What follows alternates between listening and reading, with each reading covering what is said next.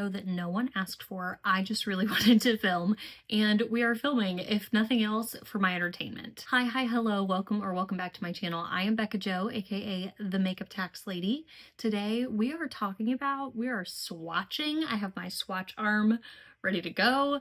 We are playing with, talking about tips and tricks with moon dust. I'm specifically talking about and going to be swatching the moon dust from Ensley Rain, but generally speaking, the sparkly loose pigment formula, this is all going to apply to that. I'll make sure that there are timestamps in this video, so if you want to just move right past the swatches and talk about the tips and tricks and then see me do an eye look, then you can skip right ahead to that. My face right now is so much more naked than it usually is, but we're going to get back to doing the eye look and then we'll add some blush once the eye look and mascara and all that is done as well. Okay, let's get into our swatches. So I've shown you my swatch arm here. I will do my best to capture at the end of the swatching some pictures or videos in different lighting to help pick up on some of the nuances between each of these shades. I have 22, somebody stop me, 22 moon dusts to swatch today. I need to stop, but they're so pretty and it's so easy to just throw a couple in your cart. So I wanted to have a darker base. I don't actually have a black cream shadow. That's not totally true. I do have one, my Sydney Grace cream shadow. This is the shade Black Hole. And honestly, I was planning on using this today, but I realized that it has a lot more metallic and sparkle already in it. So I think that having a matte base is going to be more beneficial. We're going to swatch across both a little bit of the cream shadow that's already laid on my arm. The cream shadow is, by the way, this Rabanne color shot in the shade Sorry Not Sorry. It's just a pretty matte, obviously mid-tone, maybe slightly cool-toned brown, but I think that having this as a background will help show how the moon dust can look a little bit different based on how you use them and how you apply them. So I plan to swatch a little bit onto my bare skin. I don't have concealer or any sort of primer or anything on the rest of my skin, and then these should be totally dried down by now, so we will include the swatch across, and then I think we have so many that we have to go down one row and then we'll go down the next row, but it'll be okay because this is all for fun and all for sparkle. Of these moon dusts, I have not used every single one of them just yet, so I'll kind of discuss that as we go along. I'll let you know the ones that I have or have not used.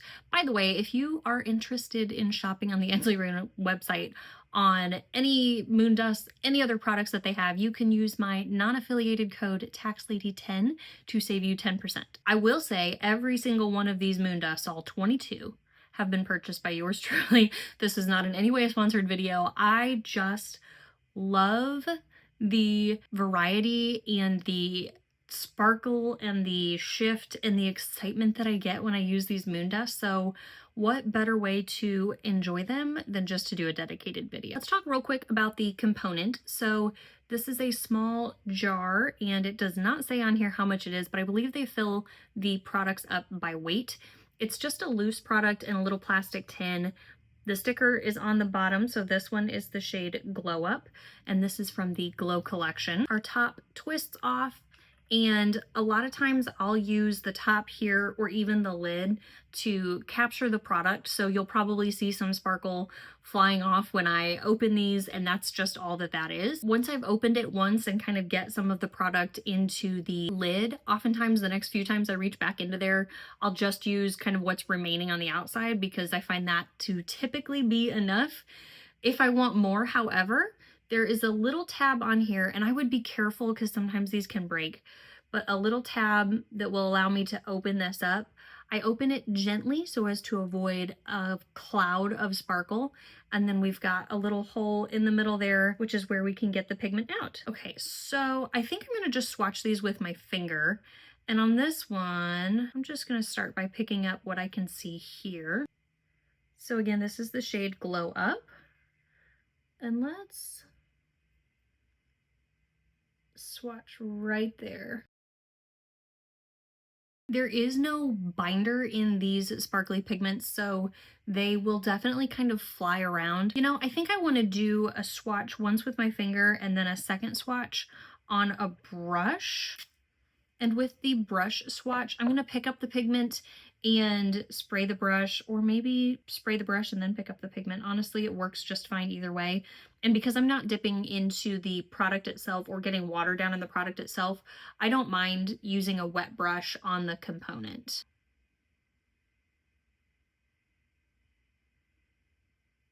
Okay, I picked up more. This time I chose to pour it into the lid and pick it up, not because I don't think this is beautiful, but because I want to make sure that you can see the impact on camera.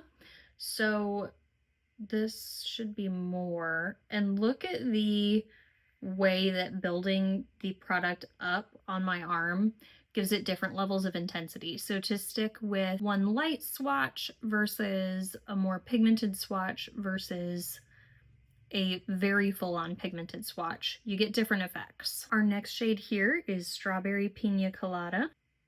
Going in here with a light swatch where I've sprayed the brush and not a whole lot of pigment. Let me pick up some more so we can see the impact. Ooh, yeah. Next shade here is Electryone. Here is our light swatch. One thing that, if you are not new to my channel, you know that I love when I can manipulate a product to get different finishes or effects or impacts with it. And so I love that with these, I can keep them more sheer or build them up. Ooh, buddy.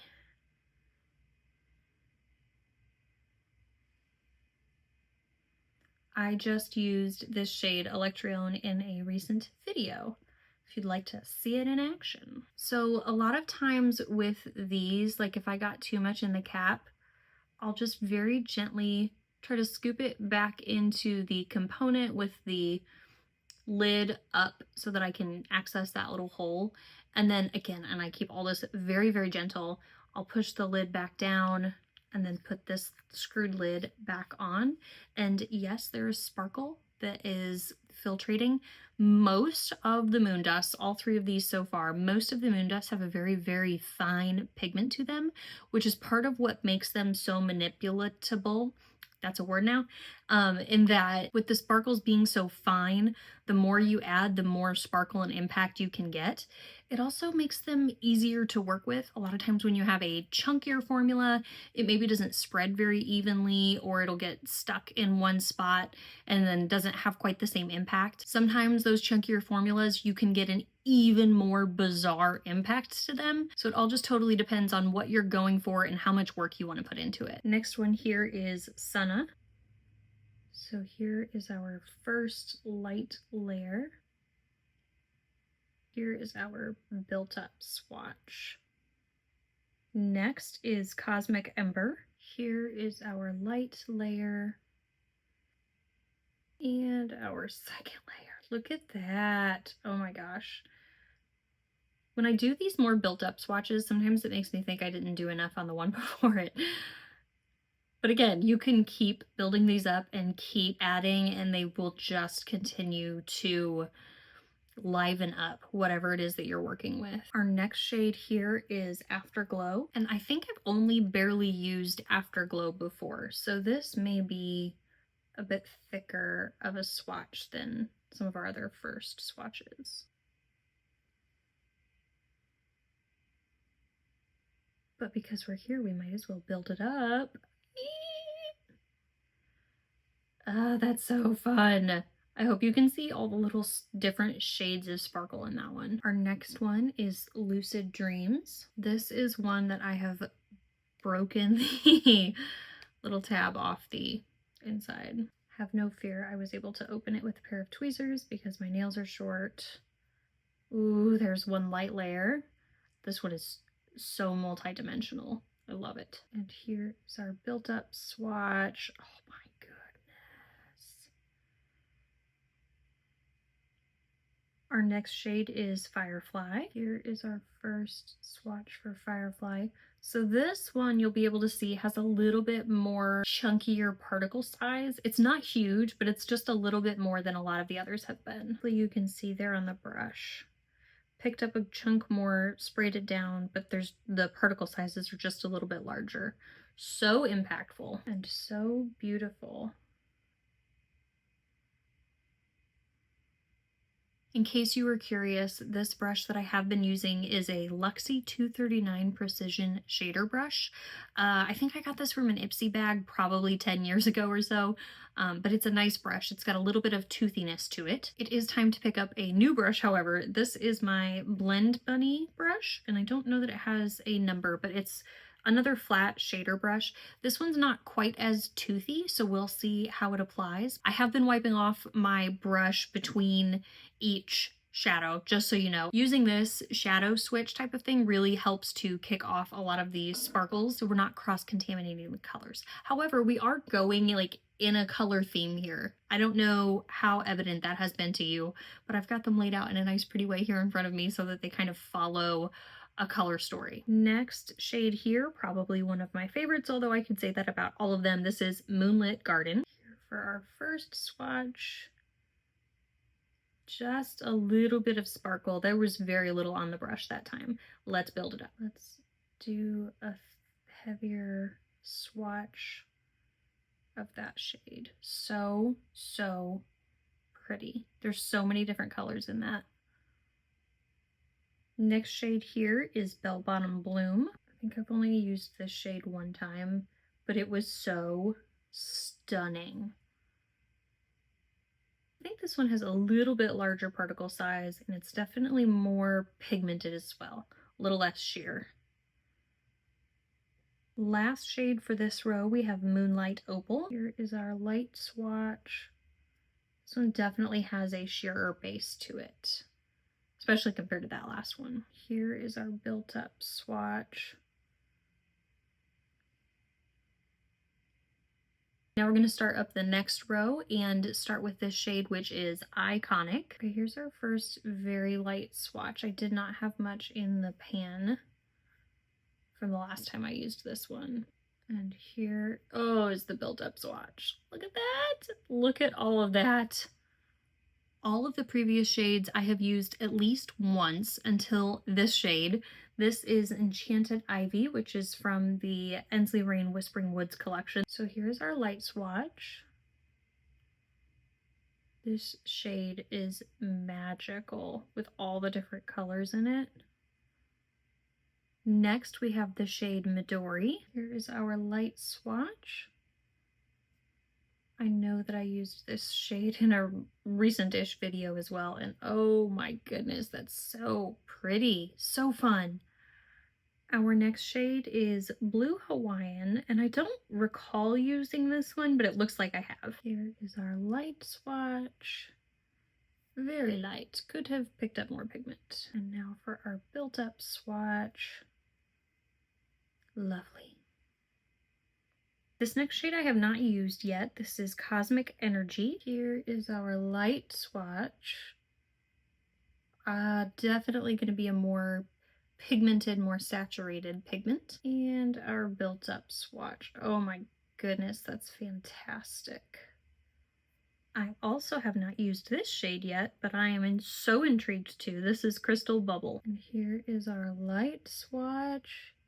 That fiery orange sparkle is definitely coming through. It has a blue base to it, so when we build it up, hopefully we'll see that. Wow. I hope you can pick up on that blue base to it. That is so cool. So pretty. This was one of the first ones that I had or purchased. This is Cosmic Light. Here is our light swatch. This one has an amazing sheer base to it with a quite the flashy blue. You'll see even more when we build it up. The sparkles in this one are extra fine too.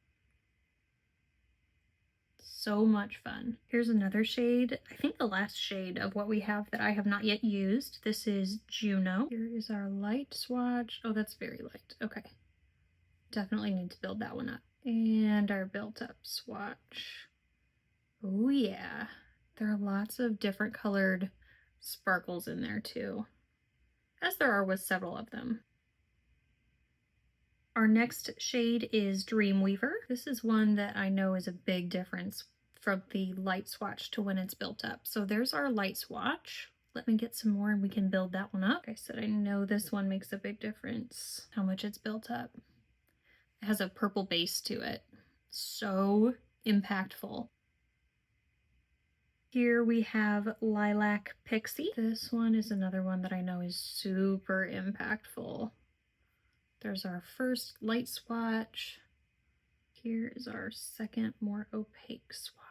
Almost a similar like type of shift between these last two, but different colors, like a different base and a different flash. Here is our last one to swatch. This is the shade Etheric. Here is our light swatch. Oh, that's so light. Oh, my brush was too wet. Okay, we're gonna try this again. I had done this one before. Oh, it's doing it a little bit again. We're just gonna keep moving though. So the brush is wet and the cream shadow, the first time the brush was too wet. This time I think the cream shadow is probably just not dry and I'm just not patient. But anyway, so it's pulling just a little bit of that. So we will, for the more built up swatch of this last one, I'm gonna do more packing than like pulling. Okay, so let's pack. There we go. Ooh, that built up so pretty. The brush that I'm using for this last swatch, by the way, is my What's Up Beauty R110 brush. Okay, here we are with all of the swatches of 22 shades on my arm. This is a lot of sparkle. I'm also realizing, probably from what you're noticing as well, like the first handful I probably could have swatched more thickly. I think they're still absolutely beautiful. The impact on the lid is no less. It's just a matter of realizing kind of as I went that I could go a little bit stronger with the pigment. But these are so beautiful, so much fun. I would really like to put some on my eyes now. So let me figure out what I want to do for an eye look, put some mattes on my eyes, and then we'll come back to add some moon dusts. Okay, sorry for the jump scare. I am back. Clearly, I've decided I want to go with blues today. If the mattes don't look super blended on my lids, it's because I'm just not worried about blending them out. But for the mattes on my lids, I reached into Ensley Rain Cosmic Dreamer 2.0, if you will. I used the shades Neptune, Astral Body, and Antimatter. And then I used a teeny bit of Milky Way, this soft shimmery white shade, just in my brow bone. I didn't go heavy-handed with it at all. You may have guessed it, but for the eyes, for the moon dust that I'm at least primarily using today, I'm gonna reach into Cosmic Energy, which is this beautiful darker blue here. I may pull in another shade for added dimension, but we're gonna start with this. To apply the moon dust to my eyes, I'm gonna reach into my Kaima Cosmetics glitter eyeshadow adhesive is what they call this. It's a glitter glue. And I find that this to be a really good way to work with moon dust. Putting a glitter glue like this on your lid is going to give the moon dust a tacky base to hold on to, which is going to help keep those particles on the lid. So if you remember, we did not use any sort of tacky base when I did the swatches on my arm. So you can even just see here, hopefully you can see here, this is a little awkward, but stick with me, the difference in intensity from the dry, relatively dry swatch on my arm to putting it on the tacky glue on my lid. I have just a little bit of fallout and I can walk you through how I get rid of that fallout the best that I can. If not using a glitter glue, some of the other products that could work, again, spraying your brush is a good option. Just for your reference, the spray that I've been using is just a homemade spray. It is a combination of water, witch hazel, and aloe vera. If you want to get like real serious about your homemade setting spray, I've never done it, but I've heard adding glycerin makes a difference. So here I'm just kind of like pushing the moon dust into my lid, as well as kind of going on the outside and very gently like using the tip of my brush to kind of disperse the sparkle so it's not a super harsh line, because that's just not the look that I'm usually going for. That is so intense and sparkly and all the good things. Okay, I do, because we can, because I love to, I do want to go in with the second shade. That brush that I just used, I'm going through brushes like crazy right now. That brush was one from Amazon.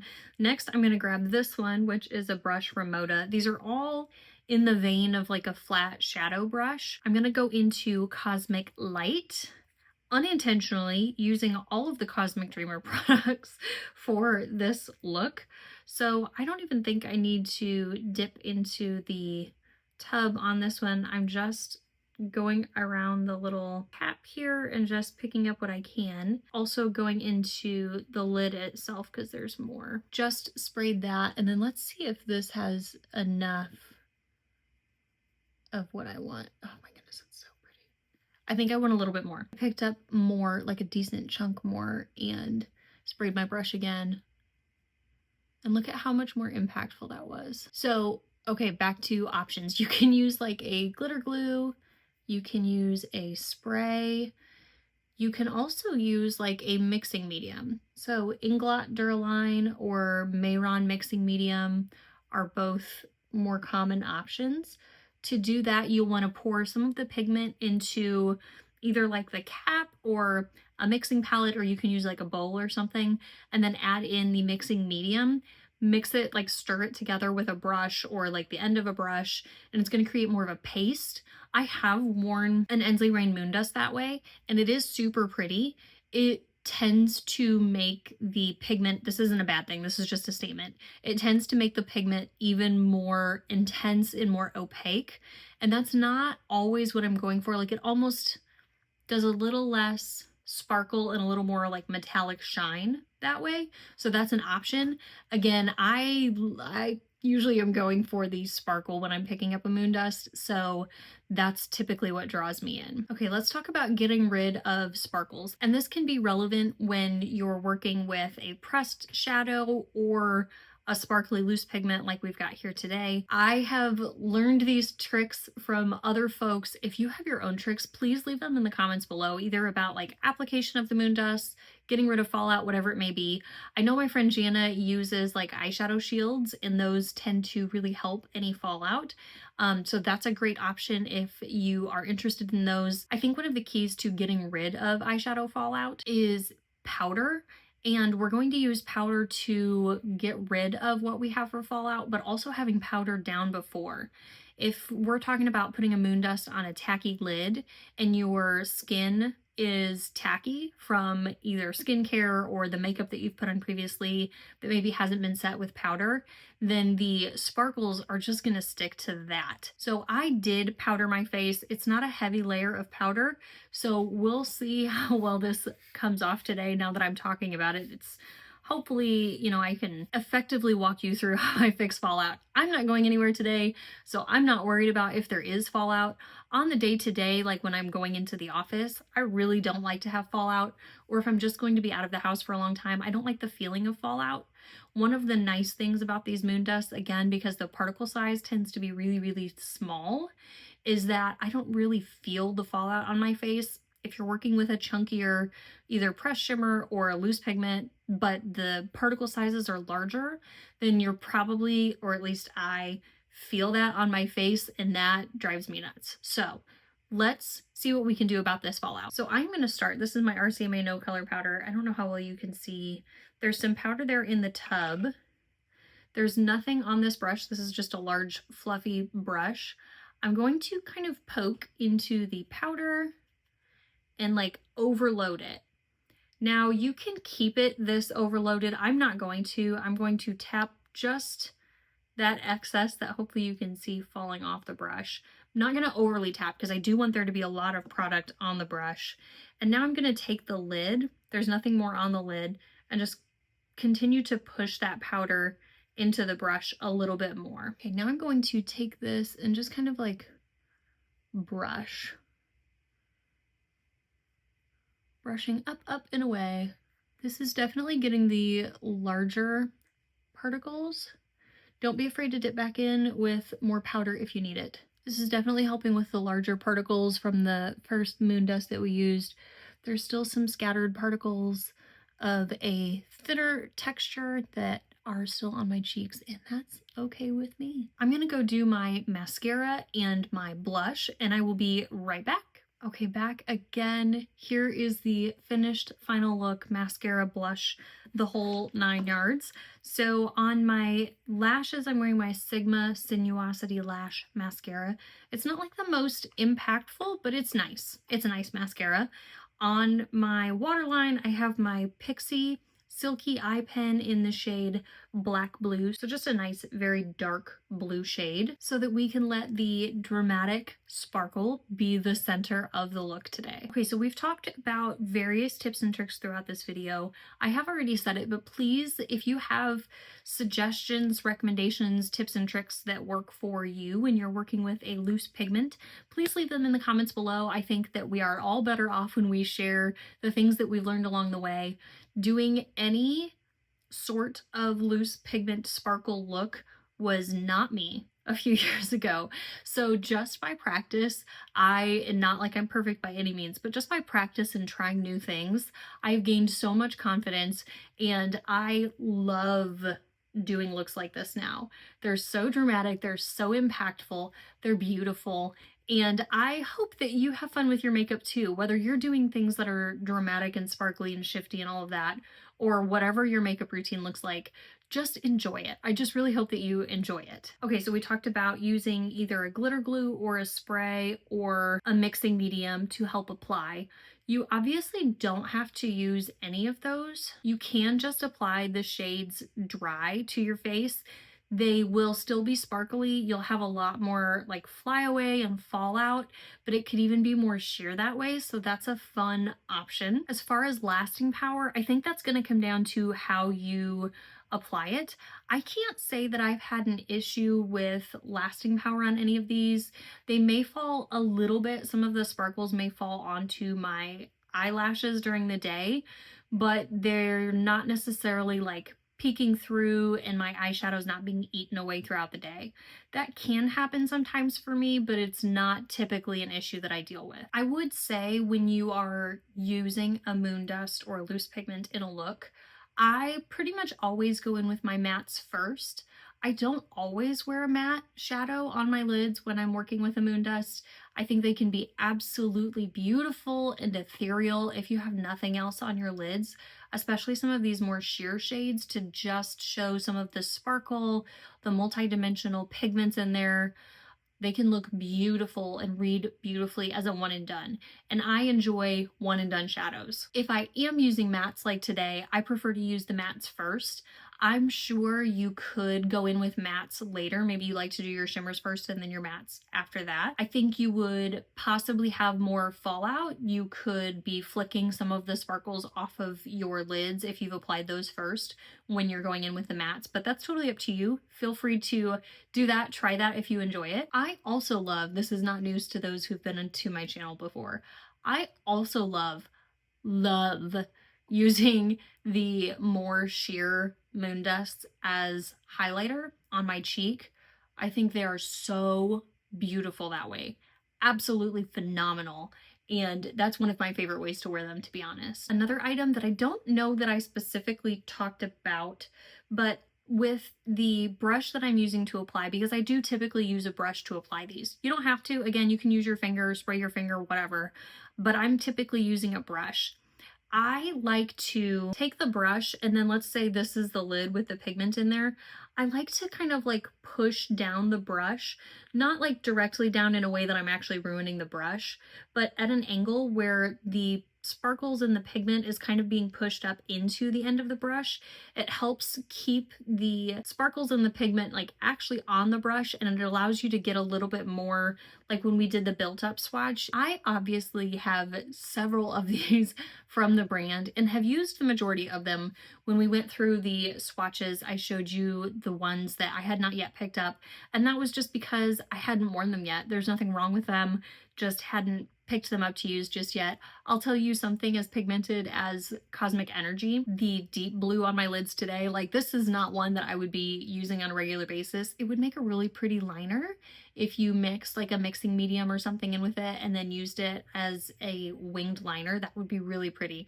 But this is not like an everyday look for me. This is a fun, bold colorful look. So the more sheer options are usually the ones that I would reach for on the regular day-to-day office looks. But I think we have so much room to honestly just get creative with the way that we're using the moon dust. I would also be curious to hear in the comments from you, what's the most creative way that you've used them? I've seen folks using a loose pigment like on their lips, finish your lip look, and then just add a little to the top of your lips. That would be so pretty. Okay, so I think those are all of the moon dust thoughts that I have to share. I obviously have several. I don't need more. These are so much fun, and it's so easy to, if you're making a purchase from the brand Ensley Rain or from any brand that sells a loose pigment like this, it's sometimes fun just to throw one in the cart because you don't always know based on the online swatches exactly how it's going to look when you get it in person. And then when you do get it in person and there's all this dimension to it that you didn't know was going to be there, it just makes them so much fun to play with. So if you have not tried them before, I recommend giving them a try. Even if it's just one and maybe you'll decide you don't love it, and that's okay. I think it'd be really pretty too to use them as like a nail polish. Sorry, just thought of that. I don't think I've done that before, but that would be a cool way to have another use for them. Okay, enough jabbering from me. If I've missed any of the tips and tricks that I have to share, I'll make sure that it's showing up on screen for you right now. But in the meantime, I thank you so much for joining me for today's video. If you liked the video, please give the video a like. As you know, I would love to hear your thoughts and comments in the comment section below. If you are new to my channel, I'd love it if you'd consider becoming a subscriber, and I hope to see you in the next one.